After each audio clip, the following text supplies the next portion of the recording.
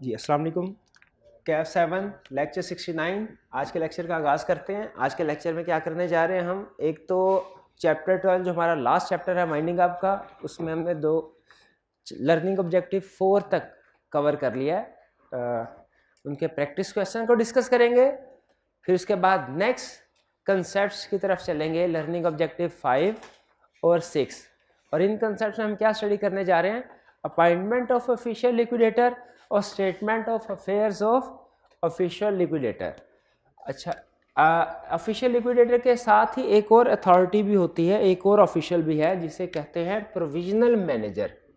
Provisional manager तो जब कभी कोर्ट के पास पिटीशन आती है वाइंडिंग अप के लिए, तो फाइनल कंक्लूजन पे, फाइनल जजमेंट पे पहुंचने से पहले, फाइनल जजमेंट क्या है कि कंपनी को वाइंड अप किया जाए कि ना किया जाए, वाइंडिंग अप ऑर्डर पास किया जाए कि ना किया जाए, तो फाइनल इस डिसीजन पे पहुंचने से पहले, यानी ये डिसीजन के वाइंडिंग अप ऑर्डर किया जाए कि नहीं, कुछ टाइम लग जाता है, जैसे 30, 40, 50, 60 दिन। इस अरसे में क्या कंपनी के डायरेक्टर्स ही कंपनी को मैनेज करते रहें, या कि कंपनी को मैनेज करने के लिए कोई और कॉम्पिटेंट पर्सन को अपॉइंट करना चाहिए।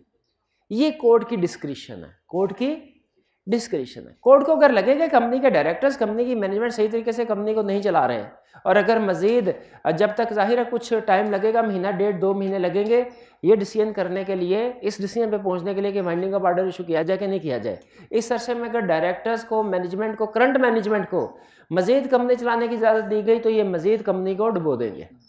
अगर कोर्ट को ये लगे तो फिर कोर्ट प्रोविजनल बेसिस पे एक पर्सन, कॉम्पिटेंट पर्सन को अपॉइंट करते हैं, जिसे कहते हैं प्रोविजनल मैनेजर। नाम से जाहिर है ये प्रोविजनल होता है। प्रोविजनल से मुराद क्या है, आर्जी तौर पर।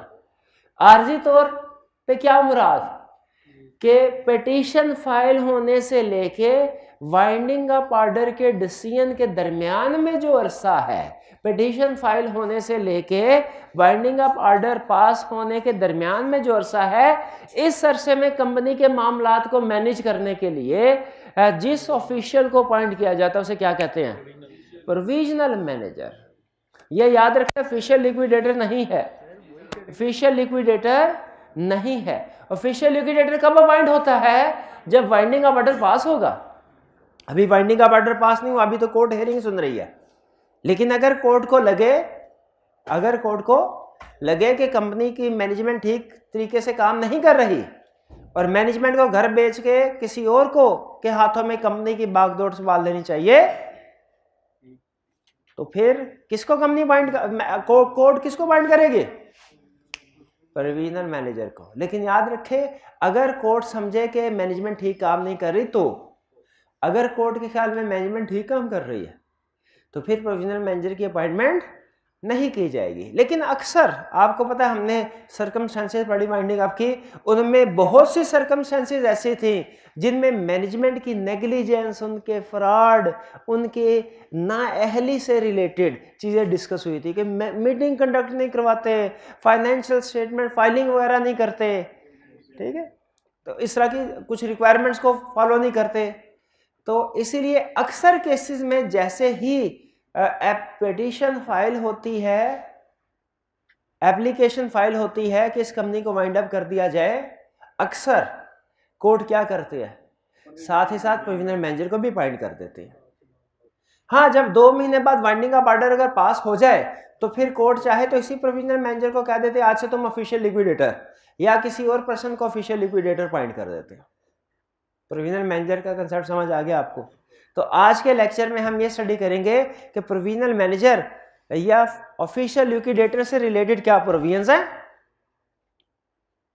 प्रोविजनल मैनेजर और ऑफिशियल लिक्विडेटर से रिलेटेड क्या प्रोविजन, और फिर एक स्टेटमेंट है, statement of affairs to official liquidator, इसके बारे में स्टडी करेंगे। मेरे भाई आप पहले क्वेश्चन पूछ ले, मैं बाद में पढ़ा लूंगा। ना पूछ ले मेरे भाई, अच्छा पूछ ले, अच्छा पूछ ले ना, अब रोक तो लिया है, पूछ ले। ये एक ही बंदा होगा क्योंकि मैनेजमेंट तो बहुत ज्यादा होगा। हाँ, क्या ये एक ही बंदा होगा प्रोविजनल मैनेजर या ऑफिशियल लिक्विडेटर, क्योंकि मैनेजमेंट में, बोर्ड ऑफ डायरेक्टर में तो 10-12 बंदे हैं। शाबाश, अच्छा सवाल है। नेक्स्ट क्वेश्चन, बस यही। चलें, इसका जवाब यह है कि यस, बहुत से लोग भी हो सकते हैं। प्रोविजनल मैनेजर या ऑफिशियल लिक्विडेटर की तादाद एक से ज्यादा भी हो सकती है, एक से ज्यादा भी हो सकती है। ठीक है, चलिए, ये तो है बेसिक थीम। मैंने आपको बताया कि आज के लेक्चर में हम क्या स्टडी करने जा रहे हैं। आज के लेक्चर में क्या स्टडी करने जा रहे हैं हम? प्रोविजनल मैनेजर और ऑफिशियल लिक्विडेटर के बारे में रूल्स, कि हमारा लॉ क्या कहता है। और फिर जब ऑफिशियल लिक्विडेटर अपॉइंट होता है तो कंपनी के सारे डायरेक्टर्स ने, चीफ एग्जीक्यूटिव ने, सीएफओ ने, कंपनी सेक्रेटरी ने हाथ जोड़ के बड़े अदब के साथ इस ऑफिशियल लिक्विडेटर की खिदमत में हाजिर होना है और उन्हें एक स्टेटमेंट देनी है, एक स्टेटमेंट देनी है। इस स्टेटमेंट में क्या होगा?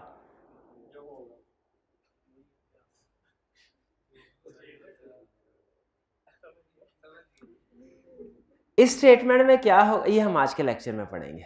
ठीक है, तो आज के लेक्चर में हमने रूल्स पढ़ने हैं प्रोविजनल मैनेजर और ऑफिशियल लिक्विडेटर से रिलेटेड, और स्टेटमेंट जो ऑफिशियल लिक्विडेटर को दी जाएगी या जो ऑफिशियल लिक्विडेटर कोर्ट को देगा। नहीं, जो ऑफिशियल लिक्विडेटर को दी जाएगी, शाबाश। वो क्योंकि पहले कोई स्टेटमेंट ऑफिशियल लिक्विडेटर को दी जाएगी, ऑफिशियल लिक्विडेटर उसको चेक करके सीधा बदला करके फिर आके कोर्ट को देगा ना। पहले ऑफिशियल लिक्विडेटर को स्टेटमेंट दी जाएगी, इंफॉर्मेशन दी जाएगी, फिर ऑफिशियल लिक्विडेटर इसको वेरीफाई करके कोर्ट को देगा। जैसे इसमें एक छोटी सी चीज आपको बता, जहन में तजस्सुस आ रहा होगा, बेचैनी आ रही होगी कि पता नहीं उस स्टेटमेंट में क्या लिखा होता है, तो आपको सिर्फ एक इंफॉर्मेशन बता दूं, उसमें कंपनी के एसेट्स और लायबिलिटीज की लिस्ट लिखी होती है, डिटेल्स लिखी होती है, और भी बहुत सी चीजें होती है, और भी बहुत सी चीजें। ठीक है, लेकिन लेक्चर की तरफ चलने से पहले क्या करते हैं? पहले असाइनमेंट की तरफ जाओ। असाइनमेंट की डिस्कशन कह रहा है, two sole traders merge their business. दो सोल ट्रेडर्स थे, सोल प्रोप्राइटरशिप थे, उन्होंने अपना बिजनेस मर्ज किया और फिर क्या किया? And got it registered as a company of which they were the only directors and shareholder. क्या ये मुमकिन है सिर्फ दो लोगों के साथ कंपनी बन जाए? क्या ये मुमकिन? यस। कौन सी कंपनी बनी होगी? लिस्टेड या अनलिस्टेड? प्राइवेट। शाबाश। दो क्या, एक के साथ भी कंपनी बन सकती है, SMC. And got it registered company of which they were the only director and shareholder. They called bitterly and one sued the other for fraud. एक दूसरे को लड़ाई झगड़ा शुरू हुआ और बहुत बुरे तरीके से एक दूसरे को मारा पीटा उन्होंने, और फिर उसके बाद एक ने दूसरे को फ्रॉड के केस में केस फाइल कर दिया दूसरे के ऊपर कि देखो फ्रॉड किया मेरे साथ। Meanwhile, they refused to speak to each other and conducted board meetings by passing notes through the hands of secretary. एक दूसरे से उन्हें बात करना ही छोड़ दिया और सेक्रेटरी के थ्रू एक दूसरे से रेजोल्यूशन पास करवाते थे। The defendant in the fraud action petitioned for winding up by the court. Defend जिसके खिलाफ, जो डिफेंड कर रहा था फ्रॉड वाले के, यानी जिस पे इल्जाम लगा, उसने कहा अच्छा मेरे खिलाफ तुमने केस किया है, मैं अर्जी डालता हूँ कोर्ट में। कौन सी, क्या अर्जी? वाइंडिंग अप ऑर्डर की। अच्छा बताइए, क्या एक मेंबर, क्या एक कंट्रीब्यूटरी पिटीशन फाइल कर सकता है वाइंडिंग अप के लिए? कंडीशंस क्या थी? Number of members for below minimum number, और he has been shareholder member of the company for at least 180 days during last 18 months. तो वो कम से कम 180 दिन के लिए रहा होगा कंपनी का मेंबर। कह रहे कैन कंपनी भी wound up in this case if so on which, क्या कंपनी वाइंड अप हो सकती है? यस, हो सकती है अगर कोई कंट्रीब्यूटरी कोई, क्योंकि स्पेशल रेजोल्यूशन तो पास होगी नहीं ना। स्पेशल रेजोल्यूशन तो दोनों इकट्ठे होते तो फिर पास होती, स्पेशल रेजोल्यूशन तो पास होगी नहीं, एज्यूमिंग के दोनों की इक्वल शेयर होल्डिंग है। तो एक कंट्रीब्यूटरी भी अगर अप्लाई करे तो वाइंडिंग अप ऑर्डर पास हो सकता है। किस ग्राउंड्स पे? हमने जितनी भी सर्कमस्टेंसेस पढ़ी है वाइंडिंग अप की, उनमें से किस सिचुएशन में ये फिट बैठती है? किसी में भी फिट नहीं ना बैठ रही, तो फिर कौन सी सिचुएशन अप्लाई करें? जस्ट एंड इक्विटेबल है, जस्ट एंड, वहां वही। वैसे मैनेजमेंट फ्रॉडुलेंट, चूंकि इसमें फ्रॉड का जिक्र है, हाँ, तो प्रूव नहीं हुआ। हाँ, प्रूव नहीं हुआ, लेकिन फ्रॉडलेंट कंडक्ट अगर प्रूव हो जाता तो उस बेस के ऊपर भी कंपनी वाइंड अप हो सकती है, उस केस के ऊपर भी कंपनी वाइंड अप हो सकती है। नेक्स्ट भाई, क्वेश्चन 1 में कोई प्रॉब्लम, कोई आर्गुमेंट करना चाहते हैं? कोई नहीं। क्वेश्चन 2, इब्राहिमी एंड नजर carried on business together for 25 year, 25 साल तक एक दूसरे के साथ बिजनेस किया मिलके। Originally as partners and for the last 10 years through a company in which each originally had 500 shares. हर एक के कितने शेयर्स थे? Total 1000 shares. Ibrahimi and Nazar were the first directors. Later Nazar's son George joined the business and became a third director, and Ibrahimi and Nazar each transferred 100 share to George. यानी 20% का share holder बन गया George, 40% के बाकी। Eventually there were disputes. Nazar and George tried to remove Ibrahimi from his directorship. क्या दो director मिलकर तीसरे डायरेक्टर को रिमूव कर सकते हैं? नहीं कर सकते। हाँ जी, Ibrahimi sought court's help in this situation. What could be appropriate action by court in this situation? Remove करने की कोशिश की, इब्राहिम कोर्ट पहुंच गया। ये तो कंफर्म है कि रिमूव नहीं से किया जा सकता, लेकिन क्या अब इन शेयर होल्डर्स का आपस का रिलेशनशिप ऐसा है कि कंपनी आगे मजीद चलाई जाए? क्या करें?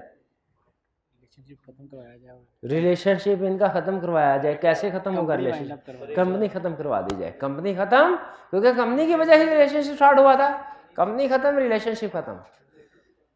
लिस्ट में हमने जो सिचुएशंस पढ़ी थी, उनमें से किस सिचुएशन में फिट बैठ रही है? किसी में भी नहीं। तो जो किसी में भी नहीं, फिर भी कंपनी को वाइंड अप करना जरूरी हो, just executive.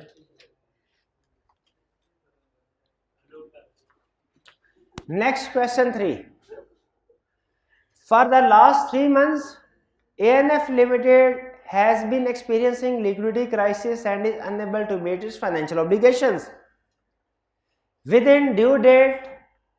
In the light of Company Act 2017, narrate the circumstances under which ANFL would be deemed to be unable to pay its debts. Circumstances बताइए, when ANFL would be deemed to unable to pay debts, बताइए भाई। हाँ जी, unable to pay debts। Company को notice दिया जाए ये क्यों याद क्यों नहीं करते? कंसेप्ट नहीं मुझे चाहिए, मुझे वो अल्फाज चाहिए जो आप एग्जाम में लिखेंगे। बताएं। मैंने criteria of 100,000 more give serve the notice to company at its registered office and within 30 days debt remains unsatisfied. Company is unable to pay debt. It is proved that company is unable to pay. ये third था। Second क्या था? Execution of court order remains unsatisfied. ये 3 points थे। तो यहाँ पे reproduction का क्वेश्चन बन गया ना, पॉइंट्स रिप्रोड्यूस कर देंगे। Question 4, under the provisions of Companies Act 2017 state who may file a petition for winding up in the court. Who may file? अरे भाई, who may file, एक सवाल आपने मेरे से पूछा है, एक मैं आपसे पूछने लगा। वाइंडिंग का पिटीशन कौन फाइल कर सकता है? कंपनी और हाँ, और बस ये ले, ये खत्म हो गया। ला शुरू होते ही खत्म। क्या है? क्या ये ला लेक्चर क्यों नहीं लिया? ए भाईजान, कंपनी के कंट्रीब्यूटरी, क्रेडिटर, रजिस्ट्रार, कमीशन, ये 5। और अगर इस क्वेश्चन के मार्क्स ज्यादा हो तो फिर आपने एक काम और करना है। क्या? कंडीशन भी लिखनी है। कोई सी एक अथॉरिटी बता दे 5 में से जो पिटीशन के लिए फाइल कर सकती है, और इन्होंने जो भी अथॉरिटी बताई आपने उसकी कंडीशन बतानी है। जल्दी, कोई एक अथॉरिटी,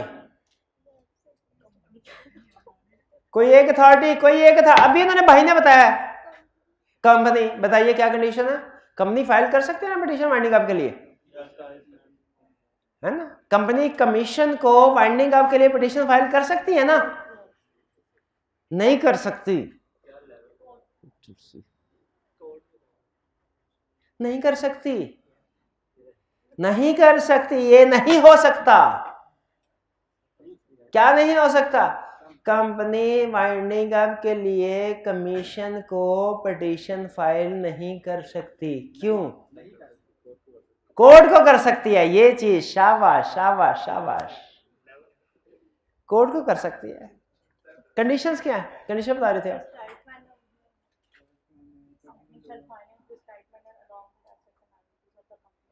सबमिट करवाई जाएगी prescribed information, assets and liabilities के पर्टिकुलर्स और particulars of business operation, assets liabilities जो सूट्स फाइल हुए कंपनी के खिलाफ हो, और एक और पॉइंट था, बस यही था, सिक्योरिटी फॉर कॉस्ट क्रेडिटर के केस में था। वो कमीशन से परमिशन लेनी होती है सैंक्शन, वो इस केस में नहीं था। वो किस केस में था? रजिस्ट्रार के केस में था। शाबाश। और कमीशन ने अपॉर्चुनिटी ऑफ हेयरिंग देनी होती है। क्या ये पिटीशन बाय कंपनी वाले केस में थी? ये कमीशन वाला था। शाबाश शाबाश, ठीक है, क्लियर। कोई प्रॉब्लम इसमें? 4 में कोई प्रॉब्लम नहीं। 5th, एक creditor filed petition for winding up. नहीं, आगे चलने से पहले मुझे यह बताएं, क्रेडिटर पिटीशन फाइल कर सकता है वाइंडिंग अप के लिए? कर सकता है। किन सर्कमस्टेंसेस में? क्रेडिटर किन सर्कमस्टेंसेस में पिटीशन फाइल कर सकता है वाइंडिंग अप की? वही 1 लाख वाली सिचुएशन। वो तो नहीं, वो तो नहीं।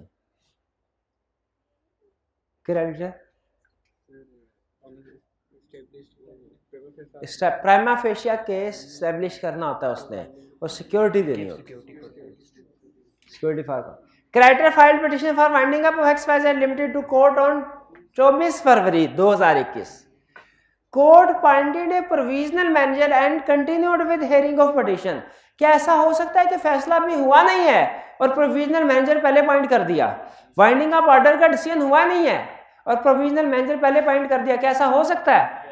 यस, ऐसा हो सकता है, क्योंकि वाइंडिंग अप ऑर्डर पे तो ऑफिशियल लिक्विडेटर को पॉइंट किया जाता है।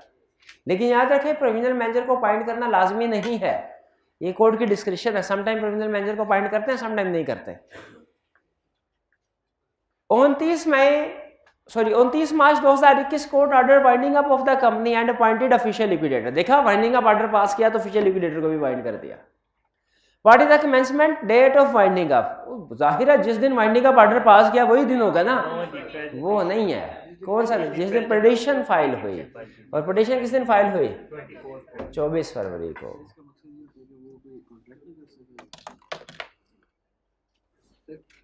जी,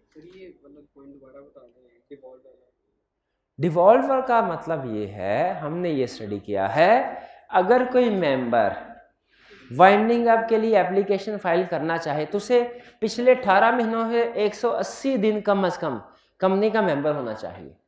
कंपनी का ये मेंबर वो रीजनली भी हो सकता है कि उसे शेयर्स अलॉट किए गए हों, यानी उसने पैसे दे के शेयर्स खरीदे हों, ऐसे भी हो सकता है। और ऐसे भी हो सकता है कि उसने पैसे नहीं दिए लेकिन उसको शेयर ट्रांसफर हो गए, डिवॉल्व हो गए। कैसे? कि उसका उसके वालदैन में से कोई शेयर होल्डर था, उसकी डेथ हो गई और उसको ट्रांसफर हो गए। ठीक है,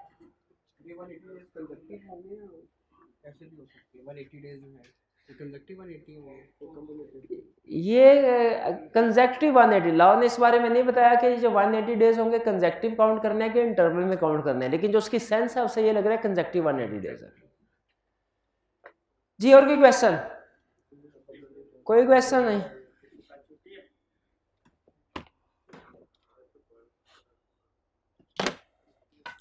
जी, अब हम चलते हैं नेक्स्ट कंसेप्ट की तरफ, अपॉइंटमेंट ऑफ ऑफिशियल लिक्विडेटर। इसके बारे में हमने कुछ बेसिक कंसेप्ट्स कल डिस्कस कर लिए थे अपॉइंटमेंट ऑफ ऑफिशियल लिक्विडेटर के हवाले से। ऑफिशियल लिक्विडेटर, अच्छा, इसमें प्रोविजनल मैनेजर भी शामिल है, यानी बहुत से कंसेप्ट्स ऐसे हैं जिनमें जो कि प्रोविजनल मैनेजर पे भी अप्लाई होते हैं। ठीक है, इसलिए कि दोनों के काम की नेचर तकरीबन एक जैसी है।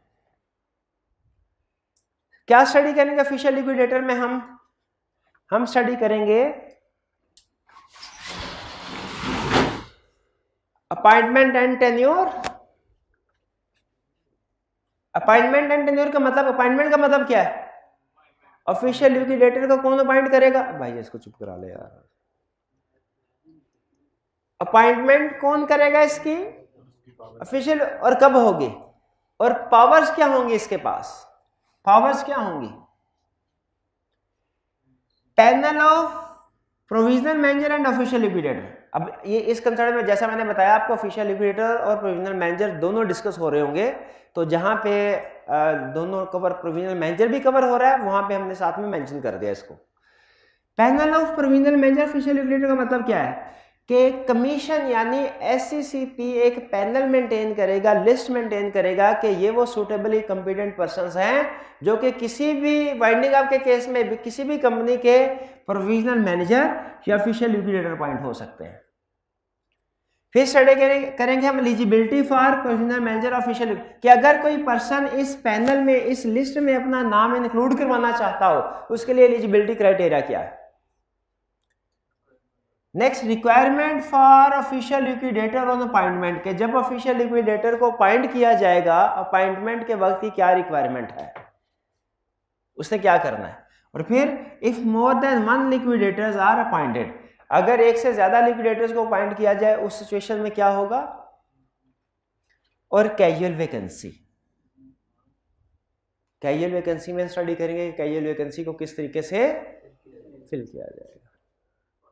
सबसे पहला अपॉइंटमेंट एंड पावर, कह रहा है जब कोर्ट को पिटीशन रिसीव होगी, कोर्ट में अपॉइंट प्रोविजनल मैनेजर।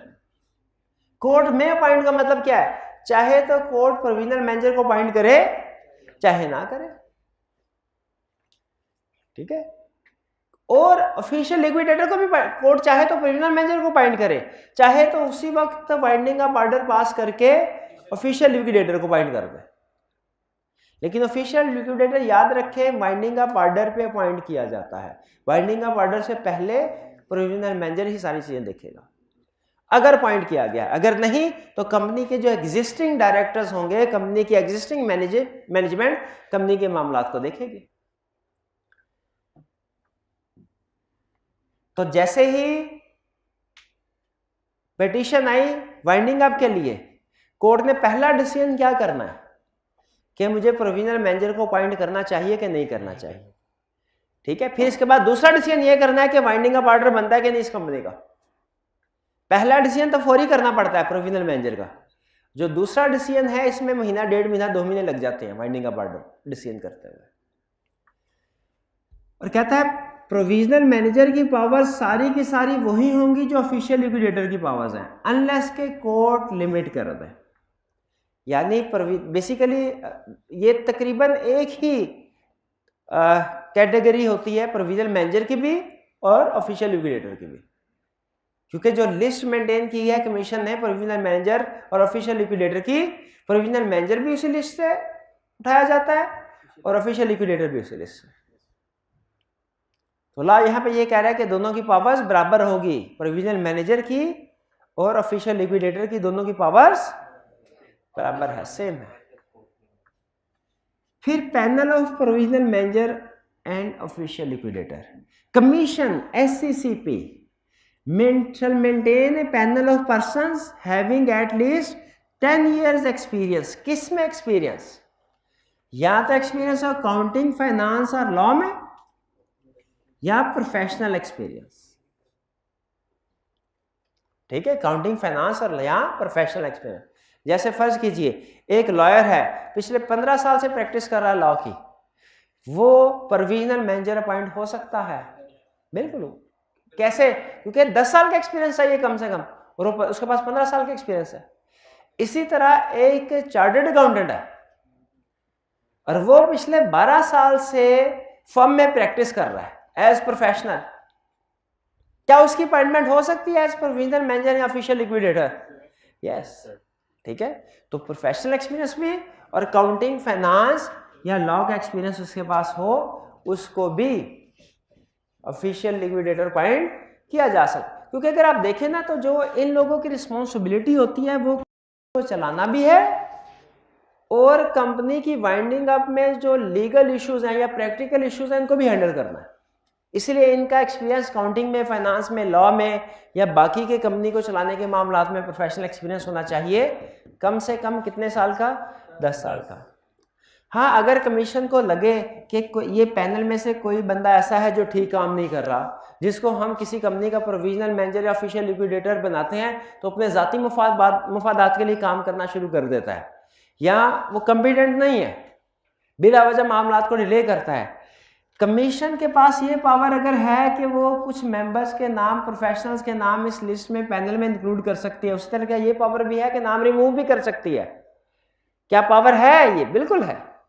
कमीशन में आल्सो रिमूव नेम, इंक्लूड भी, कमीशन चाहे तो इस पैनल में नए लोगों के नाम इंक्लूड भी कर सकता है और चाहे तो एग्जिस्टिंग लोगों के नाम रिमूव भी कर सकता है।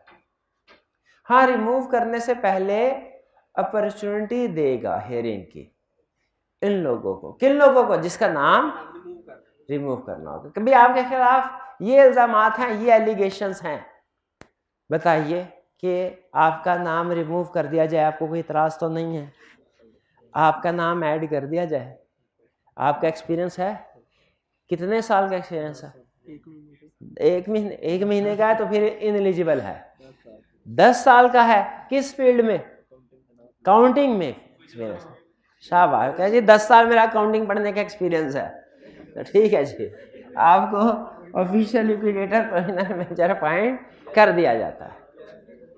ठीक है। Eligibility for provisional manager official liquidator कह रहा है। अच्छा, ये बात देखिए, लिस्ट मेंटेन कर रहा है कमीशन, लेकिन उस लिस्ट में से सिलेक्शन करना, किसको अपॉइंट किया जाए, ये कौन करेगा?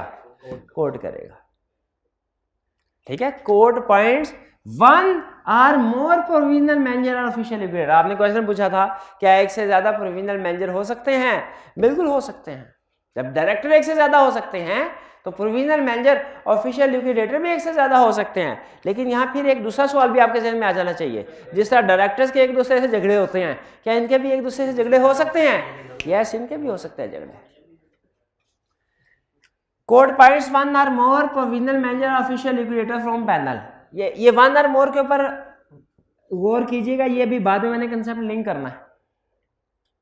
क्या एक कंपनी, आप फिर एक अगला सवाल पूछे, सर क्या एक डायरेक्टर एक से ज्यादा कंपनीज में डायरेक्टर हो सकता है? याद है हमने पढ़ा था, हो सकता है। हाँ, लिस्ट 5 लिस्टेड कंपनी। क्या कोई प्रोविजनल मैनेजर या ऑफिशियल लिक्विडेटर एक से ज्यादा कंपनीज का प्रोविजनल मैनेजर ऑफिशियल लिक्विडेटर हो सकता है? यस। कितनी कंपनीज का? 3 कंपनीज का। 3 a person can be provisional manager official liquidator for maximum of 3 companies at a time, simultaneous 3 companies का। 4 का इसलिए नहीं हो सकता क्योंकि लॉ ने 3 कहा हुआ है।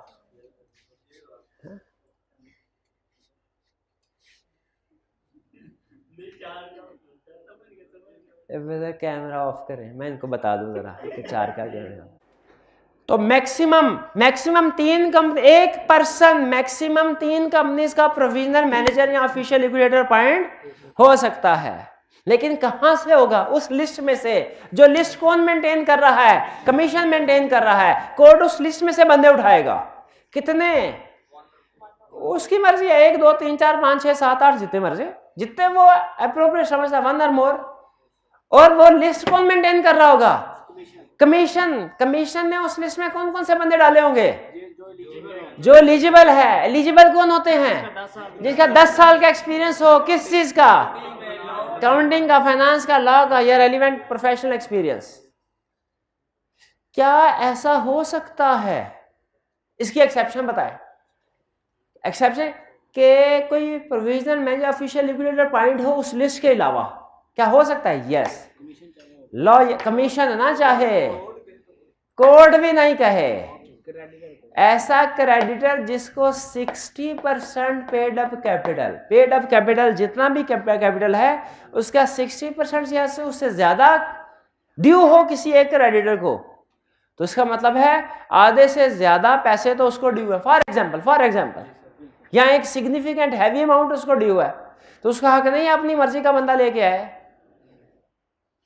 तो अगर कोई ऐसा क्रेडिटर जिसको टोटल पेड अप कैपिटल का 60% और मोर ड्यू है, वो अगर चाहे तो लिस्ट के अलावा भी किसी पर्सन को provisional manager official liquidator appoint करने को कह सकता है। उसको ऑफिशियल लिक्विडेटर अपॉइंट कर दिया जाएगा रजिस्ट्रार को नोटिफाई करने के बाद। फिर से बताइए कहानी शुरू कहां से हुई। पहले 5 लोगों में से कोई किसी ना किसी ने पिटीशन फाइल की। किन 5 लोगों में से पिटीशन फाइल की? Company, creditor, contributory, registrar, commission.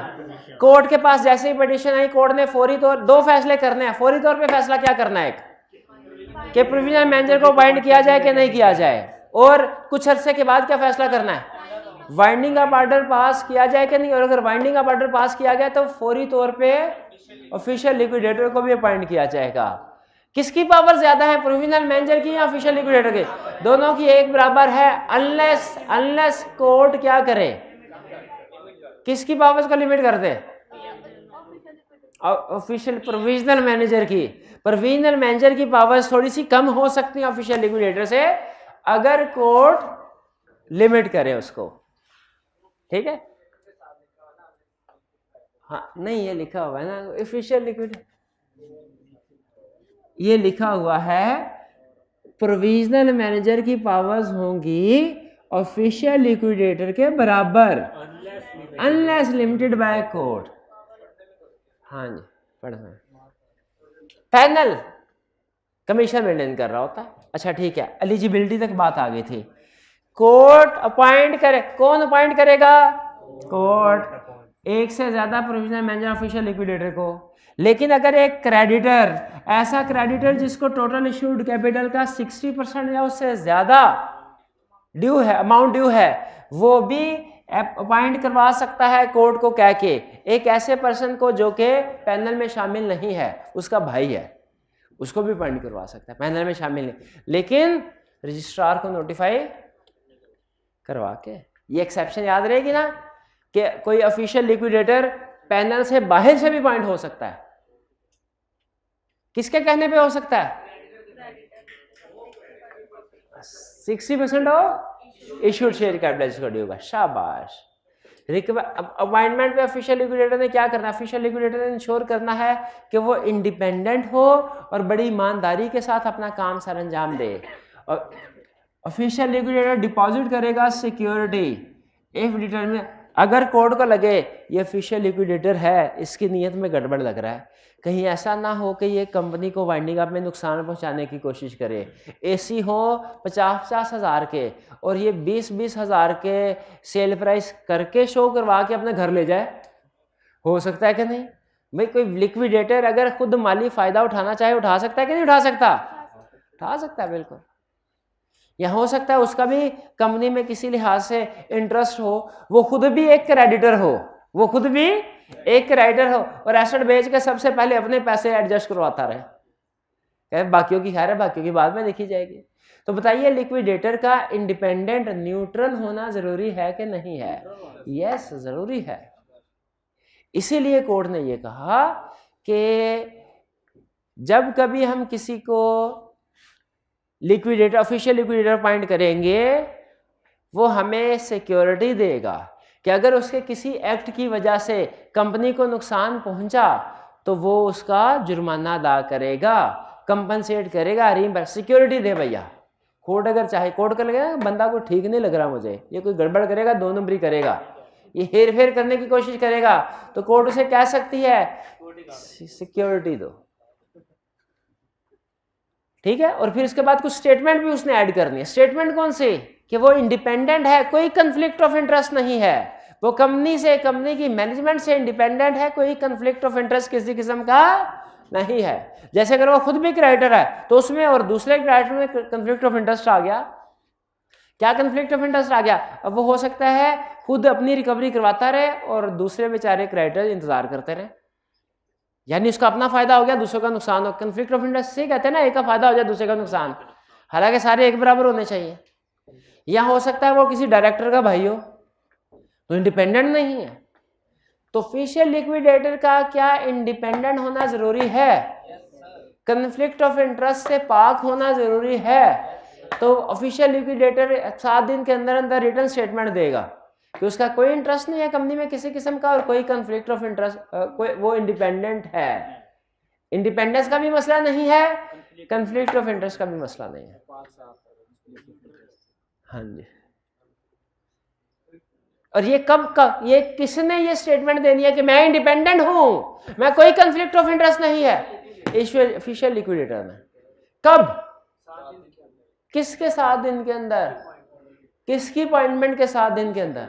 Official liquidator की अपॉइंटमेंट के 7 दिन के अंदर। और ऑफिशियल लिक्विडेटर की अपॉइंटमेंट कब होती है? जब पिटीशन फाइल की जाती है या जब वाइंडिंग अप ऑर्डर इशू होता है? पक्की बात है, पिटीशन फाइल होती है तब नहीं।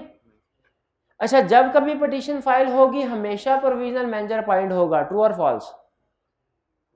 फॉल्स। शाबाश, अटेंटिव नहीं है, तुक्के लग रहे हैं लेकिन आपके। ठीक, चलिए। हाँ, अगर कमीशन की तरफ से कोई कोड ऑफ कंडक्ट कमीशन ने जो दिया हुआ है या अदर रिक्वायरमेंट्स कोई ऐड की जाती हैं, इसको चाहिए कि वो रिक्वायरमेंट्स भी पूरी करे। जैसे आपको याद होगा हमने डायरेक्टर में भी पढ़ा था, डायरेक्टर की सारी ड्यूटीज वगैरह पढ़ ली हमने। उसके बाद उसने कंप्लायंस रिपोर्ट में कहा था कि अगर कमीशन कोई और रिक्वायरमेंट्स इशू करे तो डायरेक्टर उनको कंप्लाई करेंगे और उनकी कंप्लायंस रिपोर्ट इंक्लूड करेंगे। कहाँ? फाइनेंशियल स्टेटमेंट के साथ। याद है कंप्लायंस रिपोर्ट वाली बात? नहीं यार, आज का टेस्ट दिया, आज का टेस्ट ये ले, आज मेरे भाई टेस्ट था हमारा। हाँ जी। If more than 1 liquidator are appointed, अगर एक से ज्यादा लिक्विडेटर अपॉइंट किए जाएं तो क्या होगा? उनमें झगड़ा हो सकता है, तो कोर्ट डिसाइड करेगा कौन से एक्ट्स हैं जो सिर्फ कोई एक बंदा परफॉर्म करेगा, कौन से एक्ट्स हैं वो एक से ज्यादा लोग परफॉर्म करेंगे, और कौन से एक्ट ऐसे हैं तो सारे। ये बिल्कुल ऐसे जैसे पार्टनरशिप में हमने पढ़ा था कि कुछ एक्ट ऐसे होते हैं जो हर पार्टनर की इंडिविजुअल अथॉरिटी में होते हैं, कोई भी पार्टनर कर सकता है। कुछ डिसीजन ऐसे होते हैं जो मेजोरिटी की बेस पे लिए जाते हैं, और कुछ ऐसे होते हैं जो सारे के सारे पार्टनर्स जब कंसेंट देंगे फिर होंगे। याद है ये कंसेप्ट?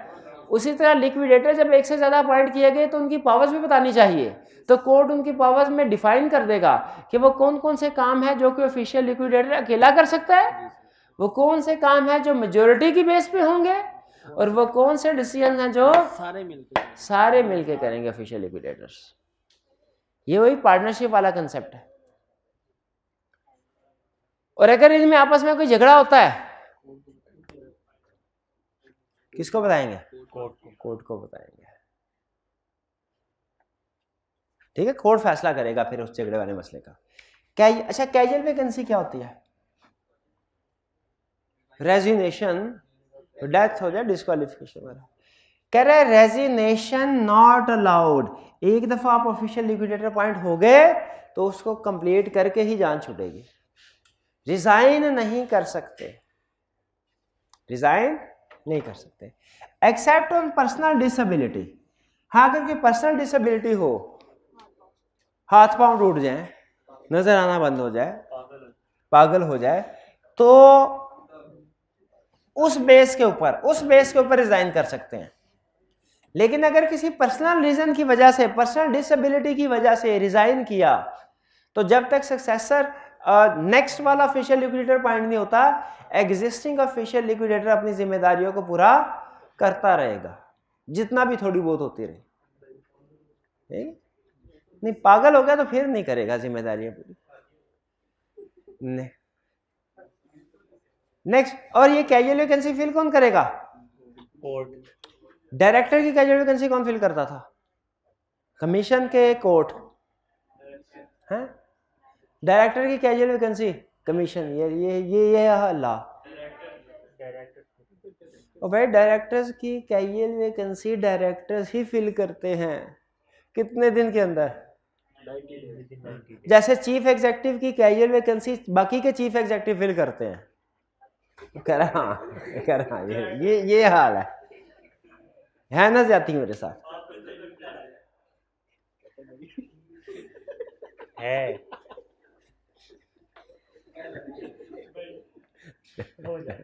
मर्जी है आपकी, मर्जी है। अब भाई चीफ एग्जेक्टिव एक ही होता है। एक कंपनी के कितने चीफ एग्जेक्टिव होते हैं? एक ही चीफ एग्जेक्टिव होता है। डायरेक्टर्स की तादाद एक से ज़्यादा हो सकती है, लेकिन चीफ एग्जेक्टिव तो एक ही होगा ना। तो जिस तरह डायरेक्टर्स की कैजुअल वैकेंसी दूसरे डायरेक्टर फिल करते हैं, उसी तरह चीफ एग्जेक्टिव की कैजुअल वैकेंसी भी डायरेक्टर्स ही फिल करते हैं, है ना? है ना? अच्छा, इसमें हाँ करनी थी, इसमें घबरा गया। तो कैजुअल वैकेंसी का कंसेप्ट, ठीक है। रिजाइन नहीं कर सकते, चीफ एग्जेक्टिव रिजाइन कर सकता है, कर सकता है, डायरेक्टर रिजाइन कर सकते हैं, लेकिन ऑफिशियल लिक्विडेटर रिजाइन नहीं कर सकता एक्सेप्ट ऑन पर्सनल डिसेबिलिटी। और इसकी कैजुअल वैकेंसी कौन फिल करेगा? कोर्ट। चलिए, ये हमारे कंसेप्ट थे ऑफिशियल लिक्विडेटर के हवाले से। कोई क्वेश्चन हो तो 1 by 1 पूछ लें जी।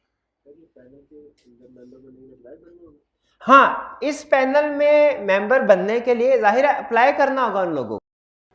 इन लोगों को जैसे इंडिपेंडेंट डायरेक्टर का कंसेप्ट था ना कि आप इंडिपेंडेंट डायरेक्टर अगर अपॉइंट हो तो एक अलग से डाटाबेस मेंटेन किया जाएगा, उसमें कैंडिडेट्स अप्लाई करेंगे कि वो इंडिपेंडेंट डायरेक्टर अपॉइंट होना चाहते हैं और किस कंपनी के अपनी प्रेफरेंस भी शो करवाते हैं।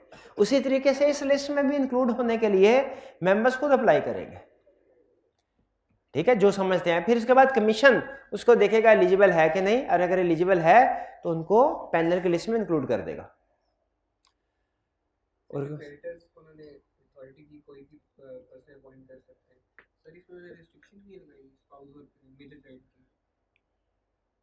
क्रेडिटर्स को जो अथॉरिटी दी गई है कि अगर 60% से ज़्यादा पेड अप कैपिटल ड्यू है तो वो अपॉइंट कर सकता है ऑफिशियल लिक्विडेटर को। इसमें कोई भी पर्सन लगा ना कर सकता है। हाँ, कोई भी पर्सन कर सकते हैं। तो सर इसमें तो ने स्पाउस और मेजर चाइल्ड की रिस्ट्रिक्शन नहीं लगाई। स्पाउस और क्या, स्पाउस और मेजर चाइल्ड की रिस्ट्रिक्शन नहीं लगाई जाए कि क्रेडिटर बाकी किसी को भी कर सकते हैं, अपने स्पाउस को नहीं कर सकते पॉइंट। ये देखिए, ये तो अब लॉ की मर्जी है, उसने रिस्ट्रिक्शन इस तरह की कोई नहीं लगाई हुई, ठीक है। ये बेसिकली जब अप्लाई करेंगे कोर्ट उस वक्त देख लेगा कि कहीं इसमें कोई कंफ्लिक्ट ऑफ इंटरेस्ट वाली सिचुएशन राइज तो नहीं होती, इंडिपेंडेंस की सिचुएशन राइज तो नहीं होती। क्योंकि बाज़ औक़ात ऐसा होता है पार्टी का मुतमिन होना भी ज़रूरी है कि जिन लोगों को पैसे देने हैं, जिन लोगों का इंटरेस्ट एट स्टेक है, क्या वो ऑफिशियल लिक्विडेटर से मुतमिन है कि नहीं। अगर वो ऑफिशियल लिक्विडेटर से मुतमिन नहीं है और अपना कोई ऑफिशियल लिक्विडेटर अपॉइंट करवाना चाहते हैं ताकि उनकी अपनी सेटिस्फेक्शन हो जाए, कोर्ट कहता है मुझे कोई इतराज़ नहीं है, लेकिन वो ऐसे क्रेडिटर होने चाहिए जो नॉमिनेट करें किसी और ऑफिशियल लिक्विडेटर को जिनको कम से कम पेड अप कैपिटल का 60%।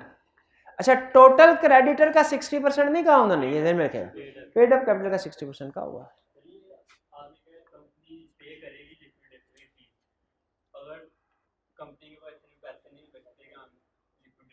कंपनी लिक्विडेटर की फीस पे डेफिनेटली लिक्विडेटर को रिम्यूनरेशन पे की जाएगी और वो रिम्यूनरेशन कंपनी के एसेट से ही पे की जाएगी, ये तो कंफर्म है। लेकिन क्या ऐसा हो सकता है कि कंपनी के पास इतने एसेट्स नहीं, लिक्विडेटर की फीस अदा करने के लिए पैसे कुछ ना कुछ जरूर होंगे, ठीक है। हाँ, इतने भी पैसे ना हो, और लिक्विडेटर की फीस कितनी होगी, 2-4 लाख होगी जी। हाँ, ये असल में डेट की सेटलमेंट किस तरतीब से होगी ये अलहदा से कंसेप्ट है लॉ का, ठीक है। उसमें वो कहता है कि जी पहले हमारे सिलेबस में नहीं है, लेकिन पहले कहता है जो गवर्नमेंट को ड्यूज हैं वो पहले अदा किए जाएंगे, फिर इसके बाद सिक्योर्ड क्रेडिटर्स की पेमेंट की जाएगी, फिर अनसिक्योर्ड क्रेडिटर्स की पेमेंट की जाएगी, फिर प्रेफरेंस शेयर होल्डर की पेमेंट की जाएगी, फिर ऑर्डिनरी शेयर होल्डर्स की बारी आएगी अगर कोई पैसे बचेंगे तो, ठीक है। हाँ, इससे पहले, क्योंकि वो गवर्नमेंट की तरफ से अपॉइंटेड ना, एक तरह से ऑफिशियल है, तो उसकी पहले पे की जाएगी। हाँ, कैजुअल वैकेंसी वाला केस दोनों पे है, वो प्रोविजनल मैनेजर पे भी है और ऑफिशियल लिक्विडेटर पे भी है। और इनकी कोई अपॉइंटमेंट इतना ज़्यादा लंबे अरसे तक नहीं चलती कि 3-3, 4-4 साल या पूरा साल है, ये 2-3 महीने में काम खत्म कर देते हैं, ठीक है। इसीलिए लॉ ने कहा कि आपने रेजिग्नेशन नहीं, क्योंकि बिला वजह एक चलता हुआ है 2-3 महीने की टोटल जॉब थी, 2-2.5 महीने के बाद एक बंदे ने कहा मैं रिजाइन कर रहा हूँ, तो कोर्ट ने कहा नया बंदा आएगा वो लहदा से नए सिरे से 3 महीने मांगेगा, तो बिला वजह काम डिले हो जाएगा रेजिग्नेशन से। इसलिए रेजिग्नेशन को वो मना करता है। कोई पर्सनल डिसेबिलिटी बड़ा इशू आ जाए पर्सनल, जिसकी वजह से वो काम करने के काबिल ही नहीं है, तो वो एक अलग रीज़न है। उसको लाने का कि ठीक है हम उसको एक्सेप्ट करते हैं, उसकी वजह से रेजिग्नेशन हो सकती है और वो फिर कोर्ट फिल करेगा उसको, लेकिन नॉर्मल सर्कमस्टेंसेस में रेजिग्नेशन की इजाज़त नहीं है। नेक्स्ट कंसेप्ट है हमारा statement of affairs to official liquidator. अच्छा वो भाई इतनी मेहनत से लिखते हैं तो सर भाई को भी सोचना चाहिए ना, जब टाइम खत्म हो जाता है शुरू हो जाता है। अच्छा चलें ओवरव्यू थोड़ा सा।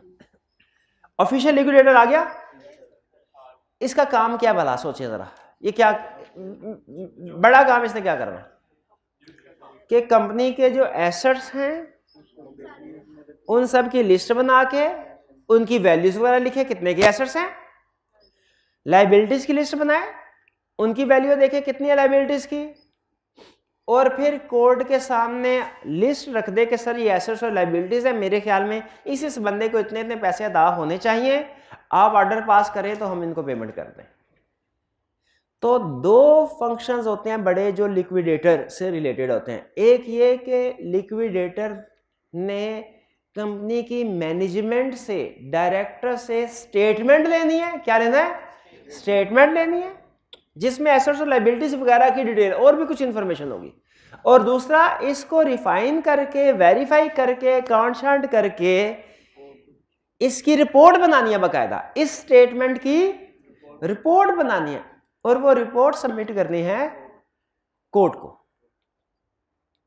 तो दो लर्निंग ऑब्जेक्टिव है आगे, दोनों डिफरेंट है। एक है स्टेटमेंट टू ऑफिशियल लिक्विडेटर और एक है रिपोर्ट बाय ऑफिशियल लिक्विडेटर।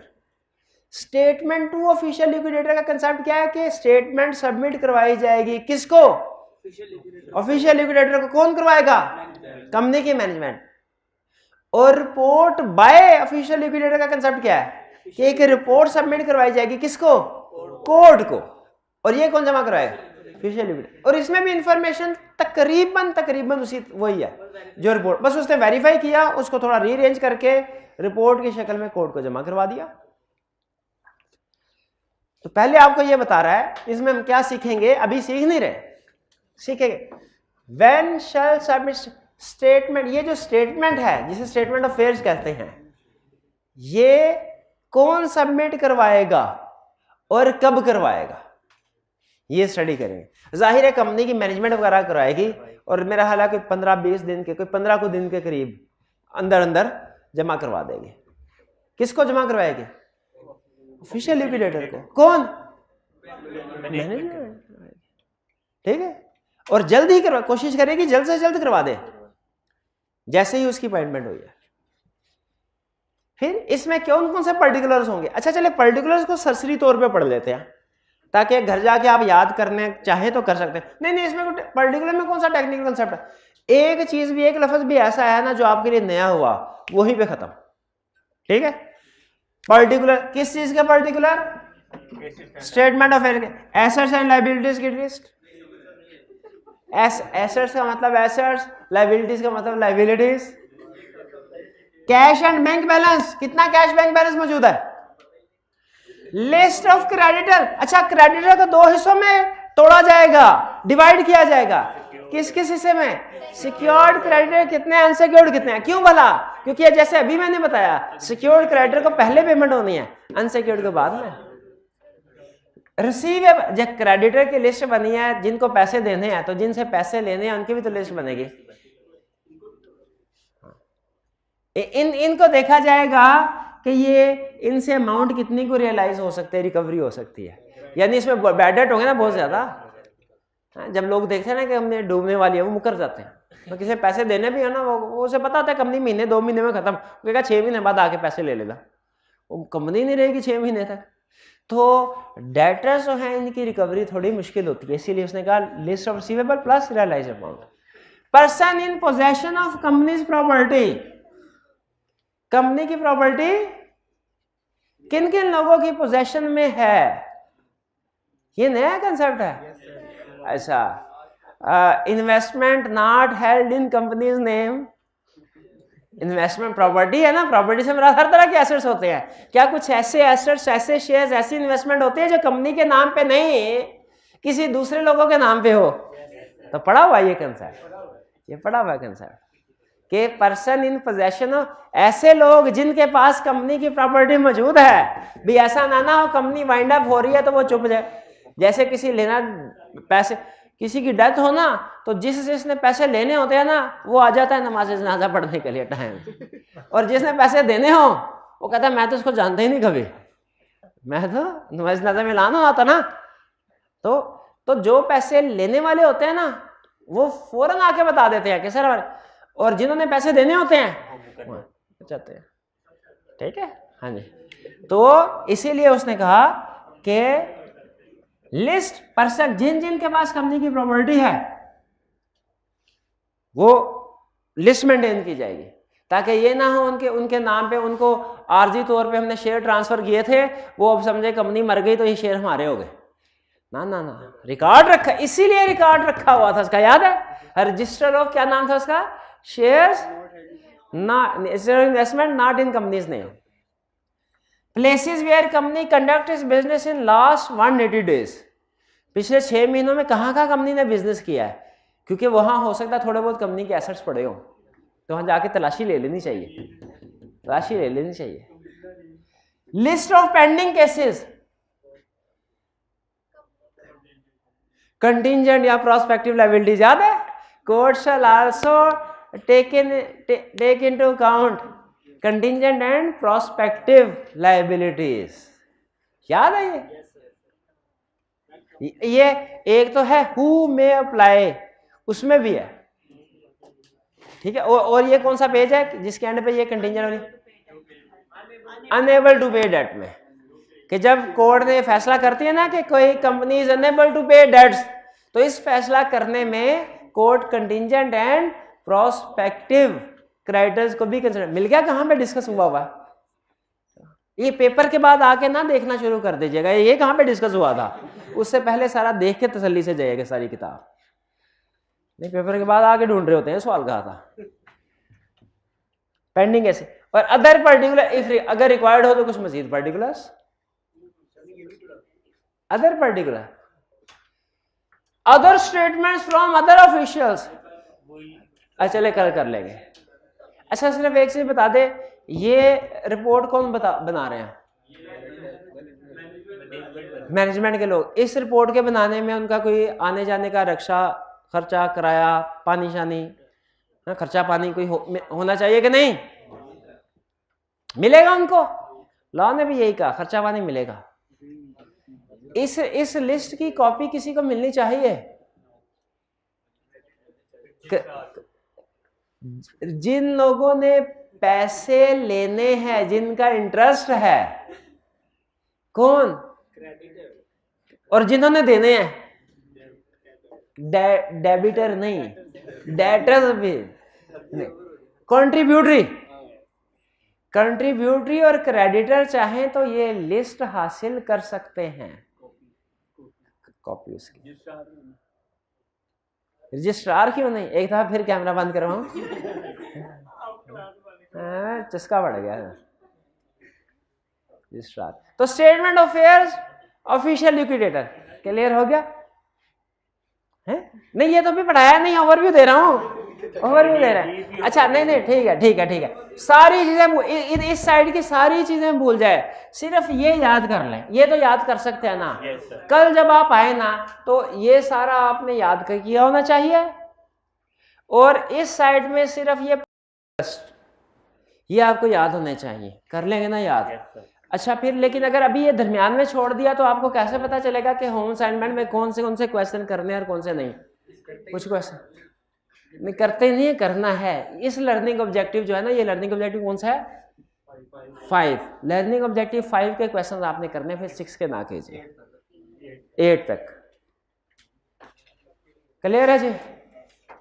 चलिए ये है हमारा आज का लेक्चर, यहाँ पे ख़त्म करते हैं हम। अल्लाह हाफ़िज़।